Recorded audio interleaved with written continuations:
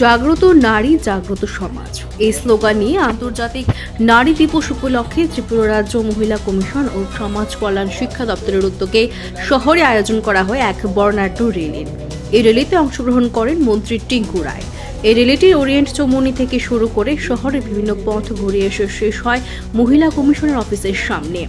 শুনুন মন্ত্রী টিঙ্কু রায় নারী দিবস উপলক্ষে কি প্রতিক্রিয়া ব্যক্ত করলেন।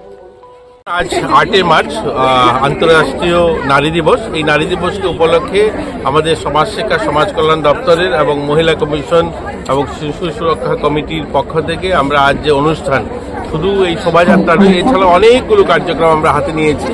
প্রথমত সাইকেল র্যালি হলো, এখন এই আমাদের যে শোভাযাত্রা বেরিয়েছে, এছাড়াও বিভিন্ন দপ্তর, শিক্ষা দপ্তর, আরক্ষা দপ্তর আর সমস্ত সরকারি যতগুলো দপ্তর রয়েছে প্রত্যেক দপ্তর কোনো না কোনো কার্যক্রম হাতে নিয়েছে।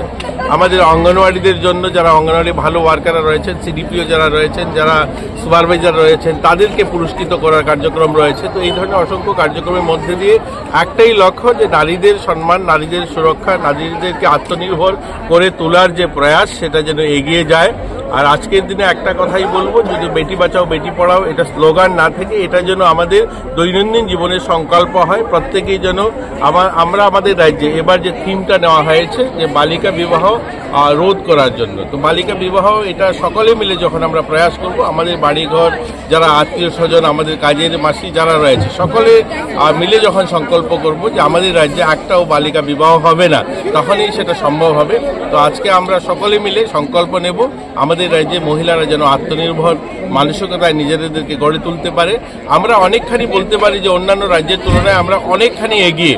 আমাদের রাজ্যে যেখানে আরসি আরাধ্যা বা অস্মিতা বা আমাদের এখানে প্রতিষ্ঠা সামন্ত বা আমাদের দীপা কর্মকার, রেখা চাকমার মতো মহিলারা যারা নিজেদের প্রতিভা, নিজেদের যোগ্যতা অর্জনের মধ্যে দিয়ে গোটা রাজ্যের নাম উজ্জ্বল করেছে গোটা দেশে, আমরা চাই আমাদের মেয়েরা আরও এগিয়ে যাক, আমাদের রাজ্যের মেয়েরা আত্মনির্ভর হোক, তারা সুরক্ষিত থাকুক, এটাই আমাদের আজকের দিনের কামনা থাকে।